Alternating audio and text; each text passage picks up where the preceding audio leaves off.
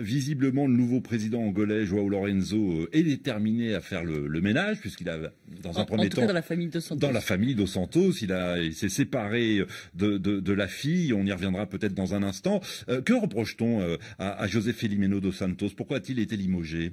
Alors d'abord parce qu'il était à la tête donc de ce fonds souverain de 5 milliards de dollars. Il a été créé en 2012 et ce fonds était censé permettre un tas d'investissements en Angola. C'est un fonds national d'investissement.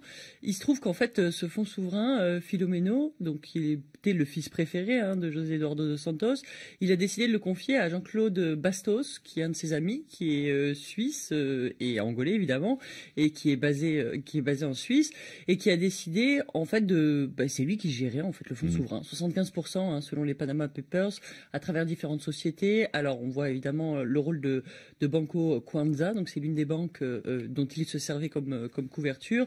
Également Global Quantum, donc un espèce de fonds d'investissement qui apparaît un peu partout.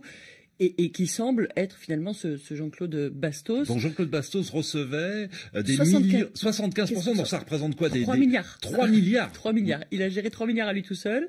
Il les a pas gérés en fait. Visiblement, ils sont sur un compte sur l'île Maurice, donc paradis fiscaux. C'est un peu ça les Panama Papers.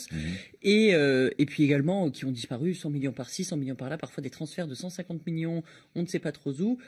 Également, on a des traces aussi qu'il y aurait des investissements, mais pas du tout en Angola, mais dans des hôtels à l'extérieur du pays. Bref, il a raté son usage. Ouais, il a raté son usage, d'autant que ce fonds était censé, rappelons-le, investir les revenus du pétrole pour le bien commun du peuple angolais. On se souvient qu'il avait promis d'éradiquer la corruption institutionnalisée.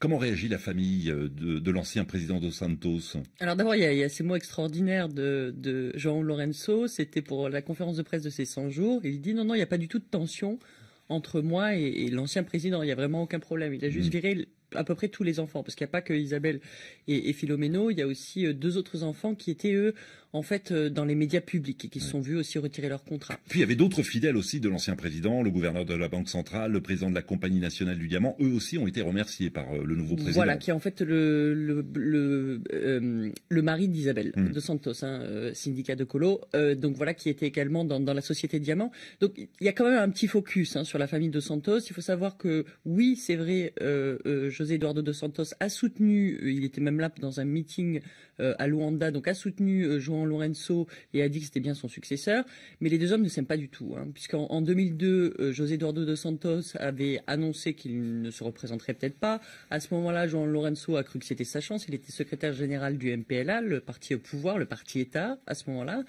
et donc il se trouve que José Eduardo dos Santos a tout simplement viré João Lourenço à l'époque. C'est assez humiliant de perdre la tête d'un parti, d'une machine comme le MPLA, donc il est quand même resté dans le parti, parce que c'est vraiment un homme du parti. D'ailleurs, c'est le parti qui le soutient vraiment. Et si aujourd'hui il fait ce nettoyage, bon, il y a le côté qu'il n'a pas encore touché vraiment aux caciques du régime, aux généraux, à l'ancien vice-président, à des gens aussi dont on sait qu'ils ont volé, pas seulement la famille dos Santos. Mais c'est aussi parce qu'en fait le pays traverse une crise économique totale et qu'à un moment ils ont besoin d'argent, et ils ont besoin de dévaluer le Kwanza, et ils ont besoin de faire des efforts de transparence pour que la communauté internationale leur fasse à nouveau confiance et puis fasse des investissements. Aujourd'hui, il y a 5 milliards d'encours d'argent qui est dû par l'Angola à des pays en Europe ou à des sociétés. C'est vraiment énorme ce qu'ils sont endettés. En tout cas, l'opposition a salué, c'est une première, c'est une décision gouvernementale, elle a salué tous ces limogeages, elle réclame désormais des poursuites, des sanctions pénales. Les observateurs doutent que Lourenço aille jusque-là. Disons qu'il y a quand même un besoin de récupérer de l'argent. Donc je pense que ça va être la priorité, ça va être de récupérer de l'argent. Après, est-ce qu'il y aura véritablement des sanctions? Il y a un peu tout de l'argent qui s'évapore dans ce parti État.